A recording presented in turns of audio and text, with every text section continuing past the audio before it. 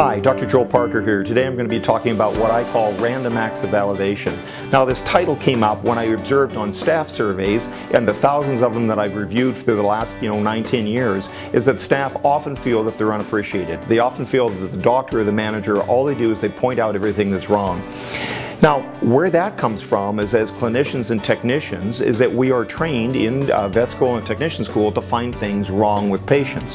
That's the hallmark of a good clinician, is that we're extremely good at knowing what is normal anatomy, normal clinical pathology, normal radiology, so that when we look at a patient with illness, we can spot things that are wrong. So, hallmark of a good clinician, we spot things that are wrong. Now let's shift over into being a good manager. The hallmark of a good manager is that we're good trainers and we validate people. The word validate means to make more valuable, to say something to a person that makes them feel valuable and part of your team. And what you'll find is that when you do that, most people feel they start to come up emotionally, they start to be a little more positive. And so the trick on this is to look around and find things that you can validate people for. Now, I'm not saying that you're going to validate them for tying their shoes or anything like that, kind of normal things that they should be doing, or the fact that they actually turned the alarm off in the morning, they actually, turn the messages, off. We're not validating things like that. We're validating the greatness that you see in your staff, and everybody's got something that they do well. So this would be the receptionist that handles shoppers.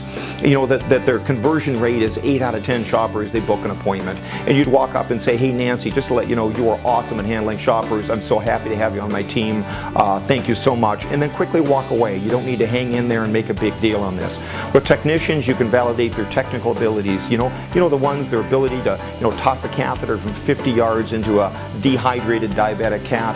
The ones that take the perfect x-ray that is positioned well. They don't no retakes, anything like that.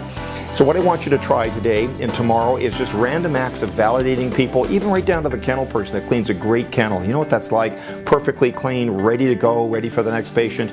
Even the people that pick garbage up and the little, the ones that clean off the little spot of blood on the wall, those ones there, I want you to start validating the rightness in people, and I want you to observe what happens. Because what's been shown is that if you validate people, you bring them emotionally up, and when people are emotionally up, they do more work with less misemotion, less negative emotions, they get more done, the quality of medicine rises, the place is fun to go. Okay, so that's your tip for today.